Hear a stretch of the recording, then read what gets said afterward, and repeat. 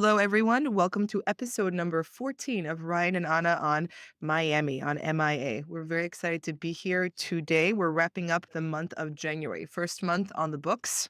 Yeah. Is it just me, or has January seemed like it's been really, really long? It's been long for me. I've had a challenging January, but here we are. Yeah, and my mother was here for 2 Mhm. weeks, so She was wonderful. We met yeah. Ryan's mom. She's great. My mom got to meet all of my ladies, all of them. Ryan's harem. Oh. He's being modest, everyone. It was funny because you all loved her and she all loved you, so it all, like, worked out. We're going to visit your mom. I It's I on my list now. I'm gonna have to charter a flight out to South Dakota to go visit. Exactly. Exactly. We're I going love to it. play But with she'll show her. you all the things. She'll show you the Black Hills and Rapid City and all those things, So so, exciting. So exciting. so you have something you want to. Yes, yes. So we have been talking extensively about the how cycles tend to propagate. Momentum builds, they don't go away, and many people don't realize them until it's so obvious you can no longer ignore it. And sort of to corroborate this sort of shift in focus away from New York City, the Northeast that we've been observing and talking about, we have a tweet today. This was put out today, Friday. What is this, the 26th? By Amir Krangi, who is the publisher of The Real Deal, which is a real estate industry publication that I'm a big fan of. And Amir is based in New York. I believe he's a professor at Columbia. He's a great guy. And he made a tweet today that said, met with 4 major investors and developers this week, all of them short on NYC, long on Miami. All think Trump is going to win. All think progressive movements are having reverse intended effects. All 4 have an office or opening office in Florida. All Democrats. Makes me sad for my city. Yep. It's interesting. I'm not sure I agree with the projection on the next presidential race, but Agree. I think that's that's a actually beside the point because what's happening is bigger than that. And what is happening is actually independent of that, I believe. yeah. I don't think, regardless, that particular person will be able to win.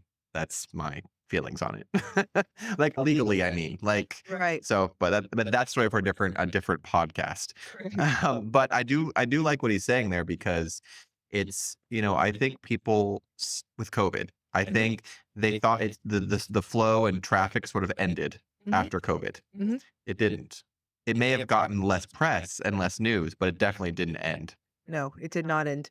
And then it's important to recognize that all of these places like New York were established before the internet when there were different necessities of where you had to be, different geographic constraints. Yeah. And life never reshaped until habits were broken by COVID. And there was an article in Bloomberg along these lines. It said the title of the article is in Bloomberg this week. It says New York's financial district condos pile up as office life retreats.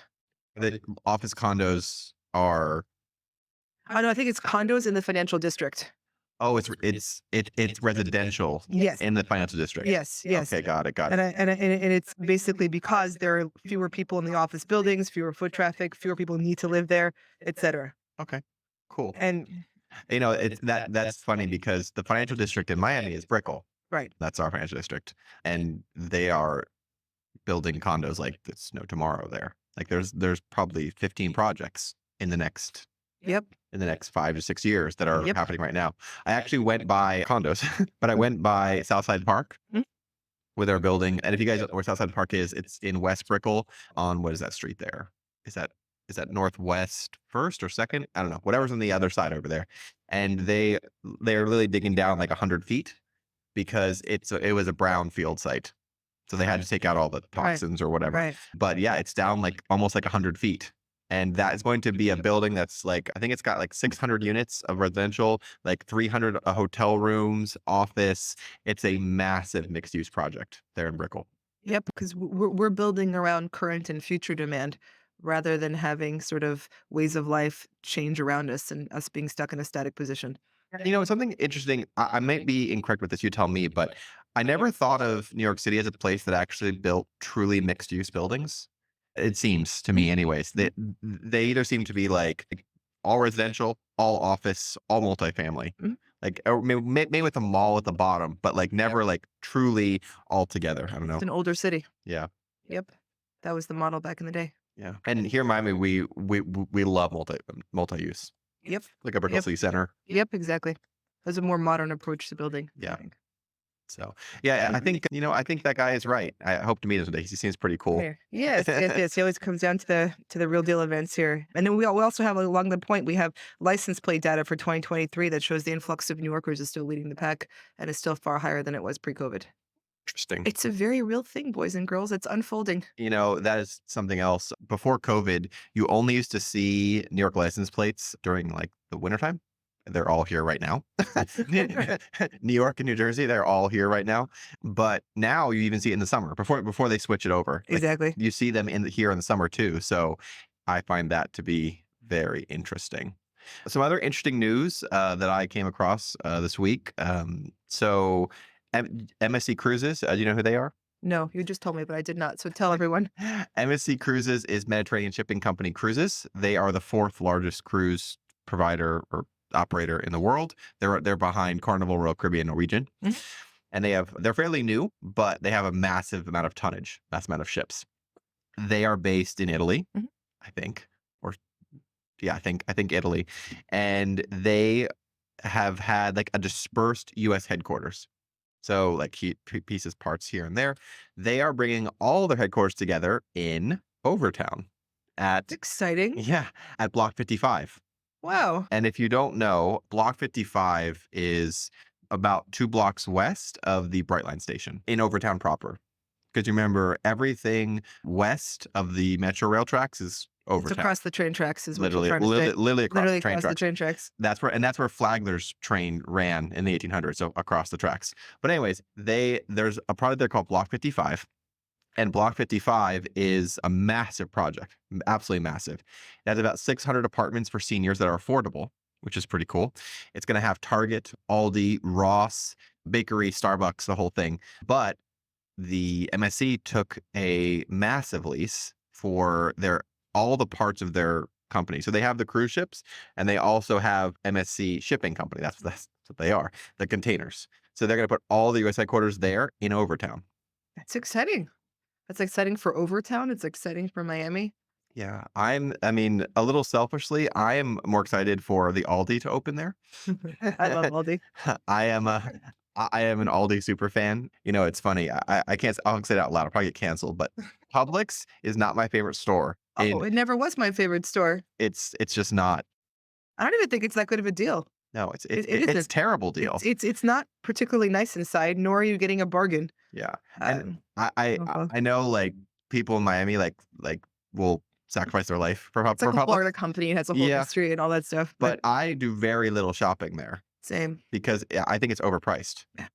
And the service is, I don't know, it's nothing special to me. No, agree. The vibe isn't anything special. I expect better prices for what it is what it is. We're definitely getting canceled for this. And they still have the scales in the front. That's their tradition for the Yeah. history of Publix. Yeah. So you can weigh yourself and see how fat you are on the way out of Publix. That's what I always think. It always kind of shames me. I'm like, oh, there's a scale here. Why is there a scale here? Well, don't you get weighed for like competition? Yeah, I know. That's why it's always in my mind. I have to get publicly weighed, everyone. Although sometimes if there's no one in my weight class, I have gone up a weight class, which you're allowed to. You can't be too light for your weight class, but you can't be too heavy. I'm sorry, you can be too light, but you can't be too heavy. So you can choose to go into a higher weight class. Okay. And I've done that before, and I was like, well, people just think I'm fat. No, because they'll see that I can get into whatever weight class. I'm like, I didn't actually weigh that, but whatever. Yeah, it's funny. This might be a side topic, but I love Aldi. Mm. And Aldi is interesting. This is going to be a side topic, but Aldi is from Germany. Yes. And it's interesting. So there's actually 2 Aldis. There's Aldi North and South. And the fun fact is the one we have here is Aldi North, I believe. Aldi South, which is a different company, owns Trader Joe's here in the United Oh, States, but they're not connected in Europe. So but they have the same name. they do. So it was 2 brothers, Oh, and yeah. they couldn't decide if to make Aldi high end or not. Got it. So they split the company. Got it. Got it. And Got then it. at some point, the other Aldi bought Trader Joe's. Got it. But the real mind sort of is that if you go to Aldi and Trader Joe's, they have the same products, different packaging. They have the same suppliers. That's very funny. Anyways, I love Aldi. I love all that. I discovered it when I lived in Switzerland. Yeah, you can go there and get like a whole cart for like $150. And they have really good chocolate from Europe here. Yes. Um, And the middle aisle of Aldi is like a wonderland of like you never know what's gonna be in there. it's so fun. You can get like t-shirts and like chocolate makers and like airbeds and like I always go in that aisle and I'm just like I walk out there cart full of completely random junk that I have no need for, but I'm like, oh, it's cheap. I'll take this and that and that and that. Yummy. Cute and yummy. Give I me know. another. But When is this Aldi opening? so apparently they are being the it is October is when they need to open. Oh, here's the details. MSC Group is going to take all 130,000 square feet of office space. Oh, wow. That is a massive amount of office space. Wow. I think our 25,000 square feet here is massive. 130,000 square feet is ridiculous. Correct. Yeah. And then there's going to be Aldi, a Ross, Dress for Five Below, Burlington, and a tropical smoothie cafe. That's exciting. Yeah. And the apartments are going to be for low affordable. Mhm. They have to earn at or below 60% Okay. the median income. Okay. So that's good. That's great. Yeah. And again, Miami's addressing housing with building new stuff by building new stuff. Yeah. And also there across the street, sort of like catty corner from Block 55, they're building another tower that is workforce housing. It's not affordable, but workforce. And that's going to have like another 400 units. Oh, wow. That's And amazing. it's all directly around Brightline, Metro Rail, Metro Mover, like right there. Long Miami. Yeah. We still need to get those t-shirts. We do need to get Long Miami t-shirts. Hi, Omar. We're talking about you too. We all need to wear them at some point. Oh, look, everyone. I have an Anna. Isn't it cute? Miami Beach, Florida, which is in fact where I live. Ryan got this for me. Look how great. I was taking my mom around Bayside Marketplace because she wanted to get like the tourist tchotchkes for the kids at home. And I saw that and I got one for you and I got one for Elizabeth. Oh, I love it. And it's Anna with one N. Like I'm from Serbia. That's how we spell it there. And that's how people in Latin America spell it too. So my name exists here in Miami. When I was a kid, I never had these. It was always two N's. And so I never had anything just from the store with my name on it. Yeah, it was funny at the Bayside. All the names, so there was also like on a spinner rack, and all the names there were like super white names. Like there was Oh, no really? because Bayside is for For the tourists. tourists, The yeah. tourists, so there was no like They had like Brandon. yeah, like, Brandon and Connor, Ryan was there, of course. There was no Latin or Latino names That's on that funny. list. I was kind of dying at that. That's I was funny. like, I guess they know their customer base. speaking of Bayside, Pier 5 opened this last weekend Where in at Bayside. Bayside? Okay. Yeah, and that is very interesting because Bayside, for the past whenever it's been open, has sort of been like ceded to the tourists. Yes. Like the locals don't go there. No. I go there when I have people in town, my mother, Same. Same. because to get the tchotchkes and the whole The whole Miami experience, yeah. Ferris wheel. the Ferris wheel. But Pier 5 is by the same people who did the wharf, Mhm. Breakwater. I think that's who they are, Breakwater. And yeah, it's very nice. I didn't actually go in it because my mother was there, but I looked around. It was very nicely designed, and it seemed more high end than like the tourist type Okay. thing. Different vibe. Yeah, so they're definitely trying to get a different people than like the giant margaritas. The 2 beer giant margaritas. Yes, Why was that ever created? yeah. I love that Miami Beach has cracked down on that a lot. I'm sure you guys have seen or read the news, but a couple years ago, a lot of the cafes lost their license because they would have menus without any pricing on them. They would have like And yeah, predatory like host people who would come out and grab you. you would order a drink and your bill says the drink was $60. Yeah, And it was 2 cheap beers and a giant glass of some type of margarita slush. yeah, So gross. yeah. But no, yeah, they would get in trouble all the time for that. So I'm glad that my beach has sort of cracked down on Miami that. Beach did something right. If only they would crack down on like Ocean Drive. Like I See, that blows my mind. So I grew up in New York, and the problematic areas of Ocean Drive are maybe 10 blocks. yeah. And you can't police 10 blocks. Well, It just I don't know. So fun fact, my mother watched our podcast Mhm. and she told me I need to be more controversial. well, she did. Yes. I Hold was up like your hats, everyone. I was like, okay, like my traditional mother is telling me I have to be even more controversial. Okay, guys. So I guess she's trying to get me to do clickbait. But anyways, Do that, right? we totally could. But Just play back the messages we leave to each other and just Oh, have them no. stream. we'd be famous and canceled. But anyways, I am highly annoyed by my beach most of the time.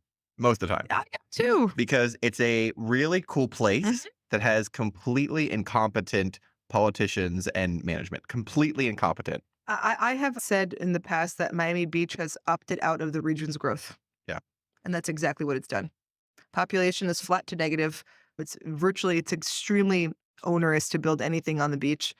And you have all these neighborhood design committees, all these little neighborhood boards full of NIMBYs, which we've discussed in the past, who just seem to run the show. Yeah, it's like Like the alcohol 2 a.m. thing. Why? The problems are not caused by people who are buying alcohol at little bars at 2 a.m. It's caused by people on the street. yes. And so if you want to address those people, how about enforcing existing law Yeah. rather than creating laws that punish legal business owners? Yeah. For me, it's just like I heard a quote one time, and it's not my quote. I don't know who it is. I apologize. But the quote was something is Miami Beach loves the party but hates the crowd. The crowd. Yeah. And that to me is like nail on the head, because it's a city built around tourism. Right. That's literally its lifeblood. Right. Yet they act like tourism and the people that come there are like the biggest pain in the neck. And some of them can be, but like you can't be like one of the coolest tourist places and decide, oh, we don't want you to come here. Like it doesn't work like that. I don't know. It frustrates me. Not everyone there loves the party either. Yeah. You have a lot of people who seem to want a no fun zone. They wanted to shut down the drum circle at South Point Yeah. Park. Everyone in South Point is a park at southern tip of Miami Beach, and every Sunday there's a sunset drum circle. People like dancing, doing acro yoga, like a fire show. It's a really nice, wholesome neighborhood activity. Lots of kids out. I love that. Yeah, I used to go pretty much every Sunday, especially during COVID. Mhm. I would go there and just hang out at South Point on that. 'Cause it's beautiful. You could see beautiful people doing cool things, cool things. and Salsa dancing, acro salsa yoga. It's dancing, like great. yoga and just all kinds of stuff. But yeah, I don't know. Like I'm not going to throw stones because Miami is a hot mess on into itself. But like Miami proper, like Miami, the Two city. cities here, yeah. Yeah, the two cities. I didn't know they were until I moved here. In New York, I thought it was all just boroughs. Oh, boroughs. Like yeah. Yeah, I thought it was all Miami and they were just parts of Miami, but it's not. Miami Beach is its own Well, distinct municipality. that's a whole other thing. I think people do think that. It's like, when he said he's taking his talents to South Beach, Mhm. that whole thing. People do consider Miami one giant thing. And that is why because remember, it used to be Dade County. They added Miami-Dade in like the 90s to take advantage of Miami's name and brand, which is, I guess they sort of got what they wished for, because now everyone goes from Homestead to Aventura. It's all Miami, and they're very different municipalities in those Very different. in those borders, like extremely different. So, but anyways, what I'm saying is not throwing glass stones. Miami's a hot mess, but like a different kind of hot mess. We have like local hot mess. I don't know. Like, listen, here it comes down to this. I like Vegas. I would probably not live on the Strip personally. Maybe if I was rich, I'd have a condo there, but like I wouldn't do a full-time life on the Strip. If you don't like the fact that the whole world comes to your backyard, don't live there. To be fair, though, about Miami Beach, it's not the whole world that's the problem. It's Memorial Day weekend that's the problem. And that's the honest truth. I live in Miami Beach. And Yeah. so Memorial Day weekend and those high intensity weekends Yeah. are not what happens the rest of the time. Yeah. And those are the focuses that's when the shootings happen. That's when you can't walk out in the street. That's when we have police barricades and you can't walk on Ocean Drive. Like it's a real problem. Okay. So I'm going to play the other side of this for once. My thing is, Miami Beach has known about this. They know this happens every year. And every year they act surprised like it happened. That's ridiculous. I agree. That is the part that I am just like, No, that's incompetent. that's what I'm saying. It's I agree with you incompetent. 100%. Every year I say the same thing. I'm like, why are they surprised? It was the same last year. Yeah. It makes no sense to me. And then they want to look like they're doing something, so they create laws that Yes. punish business owners who have nothing to do with the problems that everyone's complaining about. Yeah. They are every time there's a high impact weekend, they do this reactionary press releases, a state of emergencies, whatever. And I'm like, it's going to happen like clockwork. The whole thing is so ridiculous to me. It happens like clockwork. It's 10 blocks essentially. And rather than creating new laws that punish law-abiding business owners, how about enforcing laws in the books Yeah. and saying you can't drink on the street and start arresting people for that? Yeah. And that's it. Exactly. They'll be deterrent. It'll no longer be the free party zone and they won't come back. that. And it's funny when they do the whole like close the clubs at whatever time. Mhm. You know what that pushes people to the streets. Great.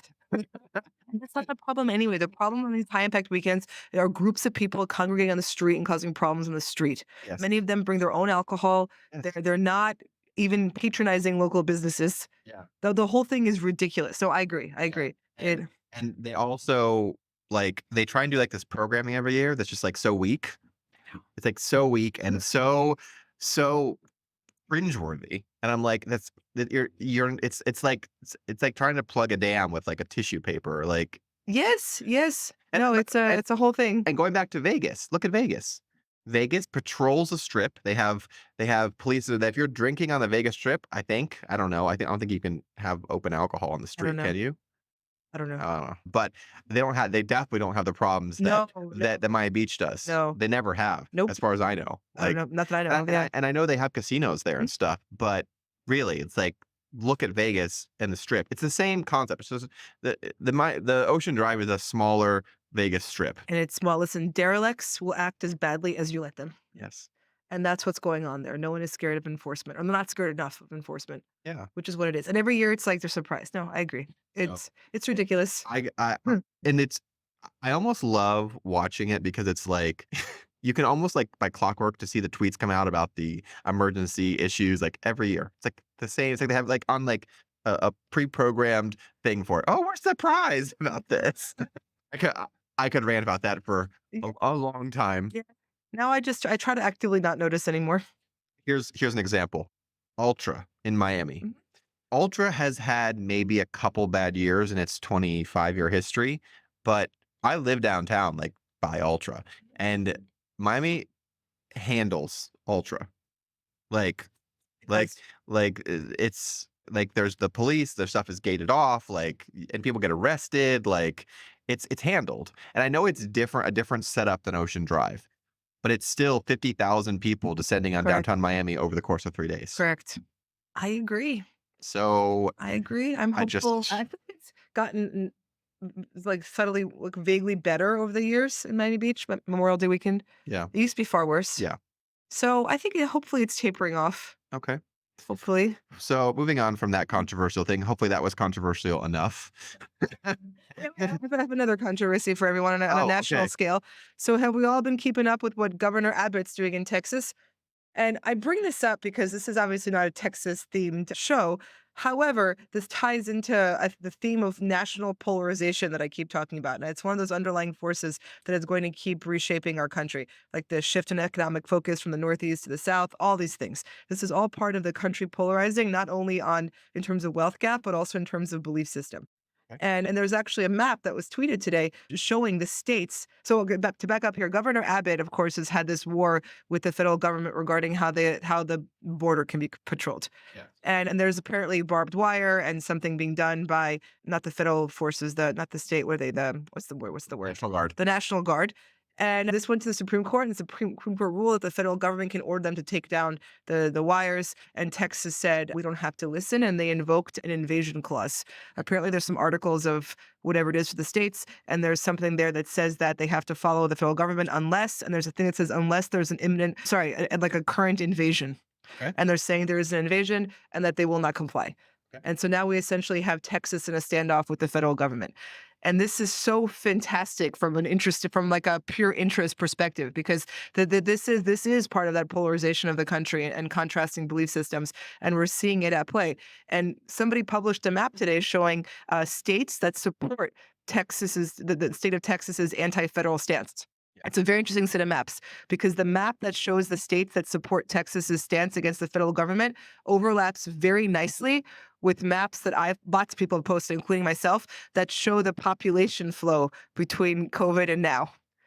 And the states losing population, like California and New York and Chicago and Illinois, Yeah. do not support Texas, whereas the states gaining population support Texas. I tweeted that together side by side. I said, look at this interesting overlap, everyone. Okay. And this is part of the realignment of the country, the polarization of the country. And it's this phase of the American empire that we're in, where we're seeing, presidential candidates being put to trial. This is very Latin America stuff. It's Banana Republic stuff. And now we're seeing real conflict between the states along very, very strong belief system lines. And we're seeing how support is different. Like that it's fracturing. It's like a fracture in the country. The states that are receiving the population growth are supporting the stance. And the other ones are not. And remember, the states we're getting population from states that were blue states and that were high lockdown. And so it's kind of going along with that theme of people who disagreed with the federal government stance. It's fascinating. I love it. I don't know much about this, but I did see a tweet about it that was kind of funny. Have you seen the movie or heard of the movie coming out called Civil War? No, where have I been? I have not. It's a movie coming out. It's an A24 movie. Okay. It's like, art house type movies. But it's basically the storyline is there's a modern day civil war between I agree. some sort of That states. is what it is. It's conflict between the states. Yeah. And someone said a tweet about this text thing. They're like, oh wow, they're like the viral marketing for Civil War in the movie is next level. Yes. It was a joke. Yeah. But But I get it. But these things kind of manifest together. yes, It's like in the air somehow. It's the zeitgeist and it comes out that way. Yeah. But listen, we can't have people are not going to pick up guns and muskets and go fight each other for states' rights today. Number one, Americans are too fat to go fight a war like that. Talking about being controversial. I love it.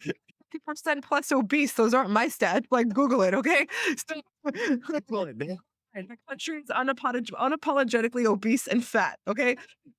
Fat people are not revolutionaries. They never have been. They never will be. They have too much stuff. They have too much food, and they can't walk up the hill carrying stuff. Yeah. So they're not going to war like that.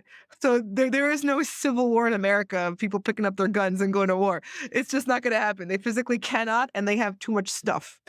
So it's not going to happen. But I think we are in a civil war type mentality. Okay. Because remember, it's like how countries today, we're not gonna have trench warfare ever again, right? Like we had in World War I, where hundreds of thousands of men died at fronts to get 2 meters of advantage over the span of years, like horrific fronts. That's not gonna happen because we have technology that wouldn't allow that, obviously, right? Even machine guns got away with trench warfare, right? So we can no longer do those things. So the Civil War in that old sense won't come back. But Like a cold civil war. yes, exactly right. We cannot have men in arms today for many reasons, but the other dynamics are still at play. And it is like a cold civil war. And I think it's going to keep increasing as some states, as the country polarizes, the states that are in the end that is not aligned with the central government are going to keep sort of pushing the envelope there. And I think this has just begun with what we're seeing in Texas. And this is all part of those forces that are pushing people towards the state of Florida. It's early days. Conversation before is that both Florida and Texas are crazy. Okay, we know this. That's not up for debate. Life does not happen at normal, right? No, it doesn't. But Florida's crazy isn't religious tinged. Correct. We're more libertarian. Yes, libertarian crazy. I'd like to think, yeah. Yeah. So it's a different, like Florida and Texas are kind of like different sides of the crazy coin. I don't know. But I'd rather be in one that's libertarian crazy than religious crazy. Same. Any day of the week. Same. 100%. Yeah. Same. So I love it. Well, we definitely got the controversial down this Calling time. Americans fat is not controversial. They are. And they have been for quite some time. All you need to do is go to a major airport and look around. Well, I think Ozempic might be fixing that. That's the American way. Drug yourself into health and fitness. Yeah. I definitely have friends who have taken I do too. the shot. Yes. They've dropped like 40 pounds Huge amounts of weight. in like, Yes. in like a month or 2 months. I don't think I'm all about doing things that are good for you, but I don't think we know enough about it. Exactly. If there was years and years of study and stuff, I might be like, I could lose 15 pounds quick, but not now, not when it just came out. Like, you remember back in the 90s or 80s, they had that one drug that was like gave everyone cancer or something along those lines. Yeah. If you're morbidly obese and about to die, then it might save your life. Fantastic. Yes. But don't take some new untested drug to like be skinny and lose 20 pounds. Yeah. Yeah, I don't know. Yeah. I'm not quite on board with that yet. No. So Exercise, people. yeah, or just no, that's interesting. So that's interesting. My mother, when she was here, kept commenting on how I walked everywhere. Like I walked everywhere. I took the Metro Mover in transit, and she's like, "That's why you're in such good shape." Because I don't work out. I'm not a workout type person. I'm very active, but I'm not but I stay in pretty good shape because I do literally walk everywhere, and I also walk around the hub here like probably 10 miles a day. So I think people in urban settings tend to be better shape. And the reason my story is leading up to my mom, my mom was commenting on people in Miami. Oh, her comments about Miami were priceless. Like it was so good. Anyways, she commented to me. She's like, there are no obese people here. I mean, there are, but not that she noticed. Doesn't either. Yeah, and so she was like, there just isn't. There was no obese people. You could just look at a crowd, and there was none. Exactly. You're right. No, it's walking versus just sitting in your car and going everywhere. No. And Yeah, also what society normalizes. yeah. I think also if you're not hot in Miami, you get voted off the peninsula. The OnlyFans capital of the country. It's like 60% or something How do you crazy. think people in Miami pay their rent? Cough, cough. No, I'm kidding. I think I was reading somewhere recently that like some insane amount, like over 50% of OnlyFans creators are in Miami. Of the people who produce money, like the top, Earners. yes, are like in Miami. I'm not surprised. Yeah. Oh We're boy. kind of crazy there. Different kind of crazy. I I think that's what I'm gonna call this podcast. I'm gonna call it of Miami a different kind of crazy. Yes. Nice. Yeah. But I appreciate that because when I first moved here, I definitely was shocked by all of the in generalized insanity that happened. I was shocked. Like read the news and watch the things that happened. I'd be like, whoa, what? Where did I move to? What's happening? And then after a few years, I just first of all, I guess I got used to it, but it keeps me entertained now. I know what I call it. You know what my term for it is? I call it ambient chaos It's fantastic. because there's always chaos happening. Something crazy is always popping off, but it's not like I'm gonna get stabbed or something. It's just like So crazy. no, Yeah. But it makes me feel kind of like cozy now. Like, I don't know. Like, I feel like if I was somewhere where nothing crazy was happening, I'd feel kind of, become part of the oh, for ambient sure. crazy. Ambient, ambient chaos. Ambient chaos. Yeah. Sorry. I don't know. I feel like I need to like It's part trademark of the that. Like, I need to get like a shirt that says like ambient chaos. It also sounds like a pop punk band or something. ambient. Okay. So, changing topics, Brightline, they they say they passed 2 million passengers in 2023. That's great. That's a lot. Yeah, it's a lot. And remember, their Orlando one just opened in October, Right. 8 months November. ago. Yeah. So they did almost 2 million without the Orlando extension. That's wonderful. Yeah. And they generated revenue of 87.7 million, up 174% over 2022. It's just getting going. Yeah. That's amazing. And then also it says a total of 100,015 passengers rode Brightline's long distance service to and from Orlando in December, the first month of full service. Okay. Yeah. For the region. Now, interestingly, short-term ridership between Miami and West Palm Beach was down 34% compared to the same month 2022, but the average fare increased 41%. Increase in fare. Yeah. And I think it's important to note that Brightline was never intended to be Cheap. or for like public transit. Correct. That It's not that. it's not that. And I think a lot of people who hate on Brightline are looking at through that lens. It's not supposed to be that. No. That's Tri-Rail. Yes. Tri-Rail's $7 to go to West Palm Beach. Right. It'll take you double the time, Right. but it's $7. Different product. Yeah. Also, of that note, we talked about it last week, but Tri-Rail now officially is operating at Miami Central. It's not a one-seat ride. You have to transfer train to train. It's still in Hialeah. They have to get newer engines or something. I don't know. But the one-seat ride will eventually be coming, but it's operating. And that is a big deal because you now can transfer directly. You can walk into downtown Miami and then take one transfer and you're in downtown West Palm Beach for $7. Awesome. Yeah. So I'm excited. I have to do it still. I like Tri-Rail. When I'm in no rush, I actually prefer Tri-Rail. It's a nice ride. And for $7, you can't really, Beat that. you can't beat that. Do you have any other trends you wanted to talk about? I was looking at something the other day, again, sort of quantifying what the wealth and the effects of the wealth and talent migration on our resale markets. And I was putting something together, and the thing that was really shocking that jumped out at me that was in 2023 in the calendar year for condos selling past 2,000 a square foot. I think in Miami-Dade County, 91% were all cash. Yeah. I saw something. Maybe Omar was talking about it on his podcast last week. What was he talking about? There was something about it was Grove Isle.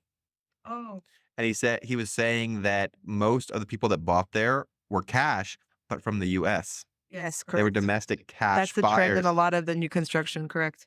Yep, exactly right, because Miami's compared to global cities and well, compared to our feeder jurisdictions in the United States is still a deal. Yeah. Half price, pretty much. Price. No, it is. That's the crazy thing. And then people, I was talking to somebody today who was advising, sorry, earlier this week, who was advising someone on what their family should sell a brownstone for in New York. They wanted it for a long time, whatever it was.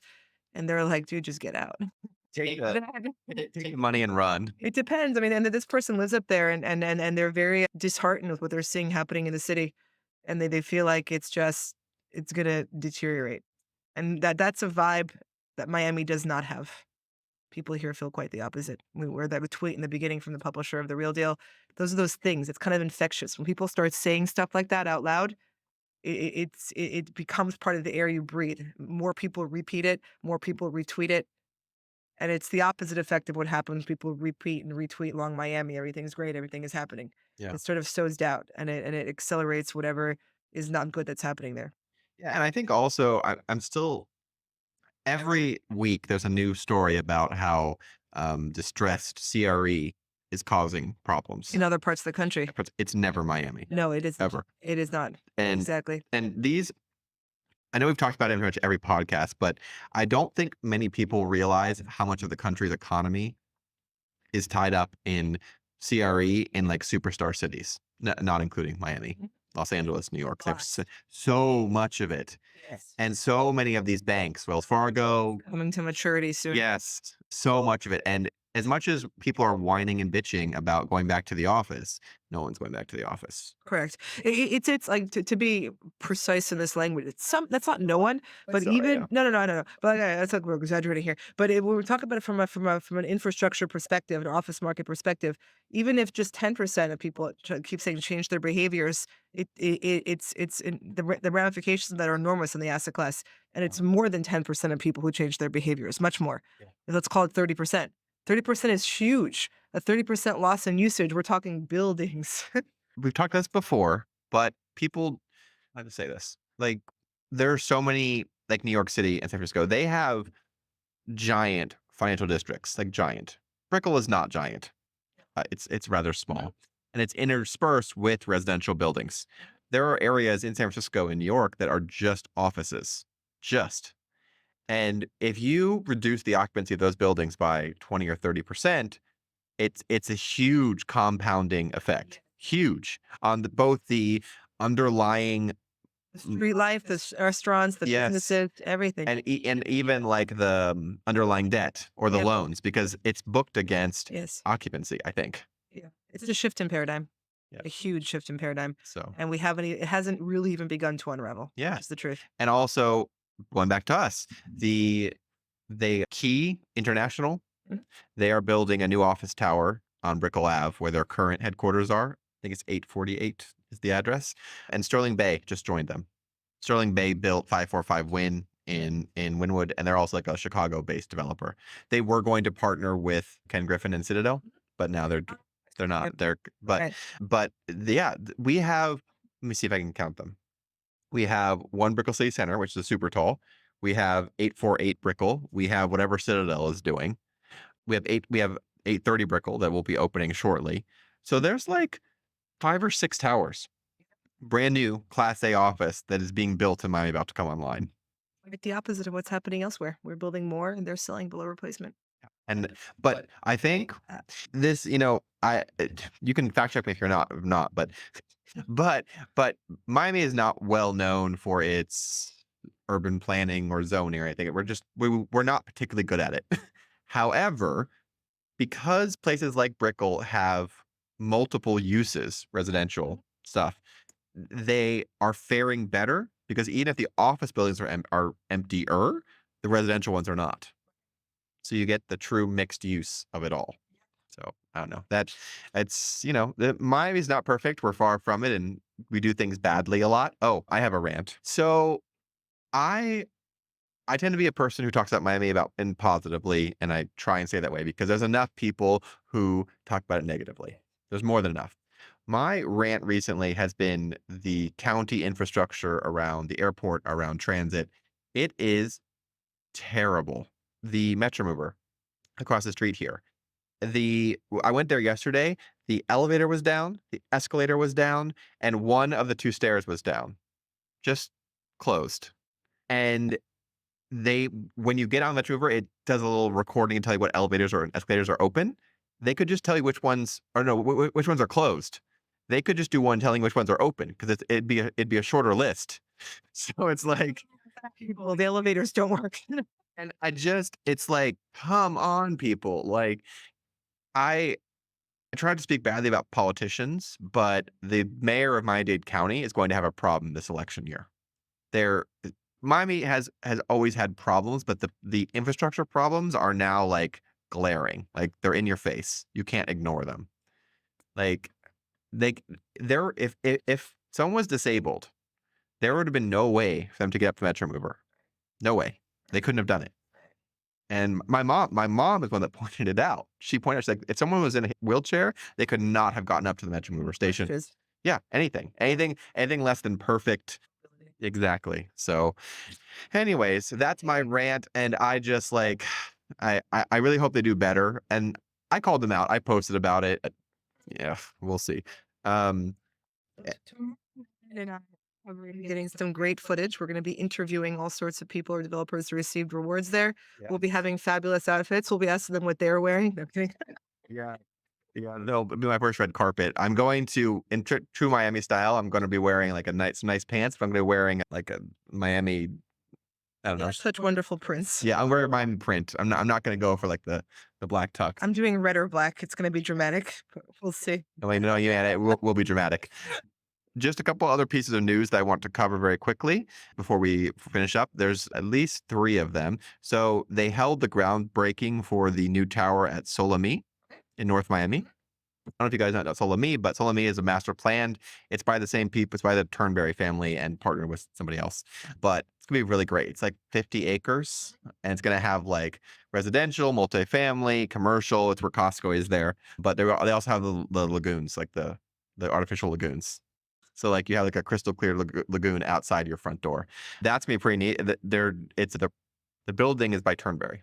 So that's one. The other one is the Waldorf Astoria in downtown finally got a phase construction permit, which I've been waiting on that one for a very long time.